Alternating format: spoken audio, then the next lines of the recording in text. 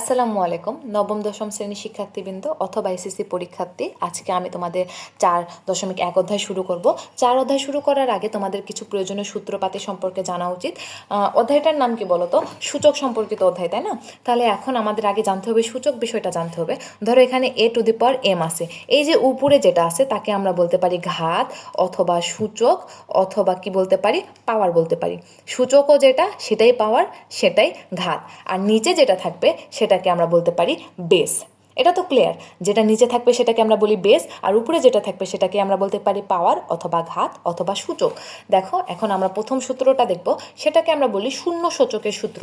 অর্থাৎ কোনো বেসের উপর যদি শূন্য থাকে পাওয়ার বা ঘাত, তাহলে আমরা লিখতে পারি সমান সমান 1। এখানে এ কখনোই শূন্য হবে না, অর্থাৎ এই যে দেখো এ তার উপর পাওয়ার আছে 0 সমান সমান 1 লিখতে পারি। এ শূন্য ব্যতীত যে কোনো ন্যাচারাল নাম্বার হতে পারে। কথার কথা, তুমি যদি এখানে 5 পাওয়ার 0 দাও, তাহলে আমার কি হয়ে যাবে? 1 হবে। ধরো কারোর নাম, আমার নাম যদি দেখো, আমার নামের উপরও যদি তুমি পাওয়ার 0 দাও, তাও সমান সমান কি পাবা? 1। অর্থাৎ যে কোনো ন্যাচারাল নাম্বার, যে কোনো কিছুর উপর যদি তুমি ঘাত শূন্য দাও, তাহলে সমান সমান কি পাবা? 1। এটাকে আমরা বলি শূন্য সূচকের সূত্র। দ্বিতীয় সূত্রটা কি? ঋণাত্মক সূচকের সূত্র। অর্থাৎ কোনো বেসের উপর যদি পাওয়ার নেগেটিভ হয়, তাহলে আমরা কি লিখতে পারি? 1/, বেস ইন্টু পাওয়ার, তাই না? যা দেখো এখানেও কিন্তু এ কখনোই নেগেটিভ হবে না, অর্থাৎ এ সমান 0 হবে না। এ 0 ব্যতীত যে কোনো কিছু হতে পারে। দেখো যদি এ তার উপর -2 দিলা, তাহলে এখানে কি পাবা বলো তো? 1/a²। ধরো এ তার উপর -3 দিলা, তাহলে কি পাবা? 1/a³ ঋণাত্মক সূচকের সূত্রটা এভাবে ব্যবহার করা যাবে। গুণের সূত্রটা কি? দেখো যদি একই পাওয়ার, একই যদি বেস হয়, বেস দুটাই সেম আছে, তাহলে আমরা কি লিখতে পারি? বেসটা কমন নিয়ে m×n গুণ আছে না, তখন শুধু যোগ হয়ে যাবে। এটা কিভাবে অ্যাপ্লাই করতে পারি? দেখো বেস দুটাই সেম, ধরো এখানে 2×n নিলাম, তাহলে আমার দুটা বেসই সেম, আমি লিখতে পারি 2×m+n। বুঝছো? আবার দেখো 2×2, তার উপর লিখতে পারো 2, পাওয়ার হলো 3, দুটারই বেস সেম, তাহলে আমি কমন নিতে পারি বেস 2, 2+3, 2^5। এইভাবে আমরা গুণের সূত্রটা কাজে লাগাই। এবার আসো ভাগের সূত্র।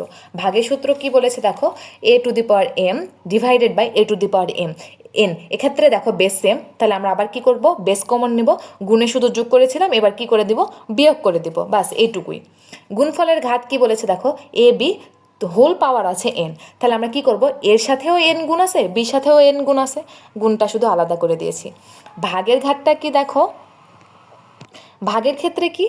a ডিভাইডেড বাই b, তার উপর পাওয়ার আছে n, তখন আমরা কি করব? আলাদা আলাদা করব। দেখো a তার উপর n, b তার উপর পাওয়ার n, এই b কখনোই শূন্য হতে পারবে না। এটা একটু লিখে দেখায়, দেখো ধরো এখানে a/b, তার সাথে পাওয়ার কত আছে? ধরো 2 আছে, তাহলে আমরা লিখতে পারবো a²b², a² বা 2, b তার উপর 2 অথবা স্কোয়ার, একই কথা, এভাবে লিখতে পারি। তারপর দেখো ঘাতের ঘাত কি? ঘাতের ঘাত অর্থাৎ দেখো যদি এর সাথে ঘাত আছে m, তার উপর আবার ঘাত আছে n, তাহলে আমরা কিভাবে লিখতে পারি? a_m_n। ধরো এখানে একটা সংখ্যা, আমি ধরলাম সংখ্যা এখানে আছে 2, তার উপর ঘাত আছে কত? m, তার উপর ঘাত আছে কত? ধরো a আছে ঘাত, তাহলে আমরা লিখতে পারি 2ma।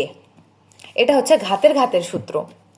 তারপর দেখো যদি কোনো কিছুর উপর নেগেটিভ থাকে, এটা আমরা আগেই দেখেছি, যে 2 নাম্বার ঋণাত্মক সূচক দিয়ে দেখেছি, আমি ভুলে একই জিনিস 2বার লিখে ফেলেছি।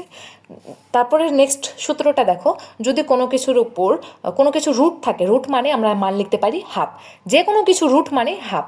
আচ্ছা দেখো যেমন এখানে এই 9 নাম্বার সূত্রটাই 11 নাম্বারের মতো। দেখো রুট a যদি হয়, এর উপর কি লিখতে পারবো আমরা? হাফ। যেমন ধরো এখানে √5 আছে, তাহলে আমরা লিখতে পারি 5×হাফ, পাওয়ার হাফ। ধরো √6 আছে, আমরা 6-এর উপর পাওয়ার হাফ লিখতে পারি। অর্থাৎ যে কোনো কিছু থাকলে তার উপর পাওয়ার, আমরা রুটের পরিবর্তে আমরা কি লিখতে পারি? Power half. দেখো 12 নাম্বারটা আবার দেখো, যদি রুটের আগে n থাকে, তাহলে আমরা লিখতে পারি a পাওয়ার 1/n। এটা কিভাবে হতে পারে? ধরো এখানে 2 আছে, তার উপর a আছে, তাহলে আমরা লিখতে পারি a 1/2। বুঝছো? এভাবে। তারপরে ধরো এখানে আরেকটা সূত্র আছে, যে 10 নাম্বার, ধরো q×√a_p, তাহলে আমরা লিখতে পারবো সেটাতে a পাওয়ার p/q। তারপর দেখো 13 নম্বর সূত্র বলেছে যদি দুইটা বেস সেম হয় a to the power x equal to a to the power y, অর্থাৎ দুইটার বেসই এ কিন্তু সূচক আলাদা, তাহলে আমরা লিখতে পারি সূচক দুটা পরস্পর সমান। অর্থাৎ দুইটা বেস সমান হলে সূচক দুটা পরস্পর সমান হয়। A to the power x equal to a to the power y হলে এক্স ইকাল টু ওয়াই। আবার দেখো যদি দুইটার বেস আলাদা হয়ে যায় কিন্তু সূচক সেম হয়, তাহলে আমরা লিখতে পারি সূচক দুটা পরস্পর সমান। অর্থাৎ a to the power x equal to b to the power x. এখানে দেখো বেস কিন্তু আলাদা কিন্তু সূচক কি একই, তাহলে আমরা কি লিখতে পারবো এ সমান সমান বি। এই গেল তোমাদের 4.1-এ অথবা 4-এ মোটামুটি যে কয়টা সূত্র লাগবে সে কয়টা সূত্র আমি তুলে ধরেছি। এখন আমরা পর্যায়ক্রমে 4.1-এর সবগুলো অঙ্ক সমাধান করব, দেখতে হলে চোখ রাখো।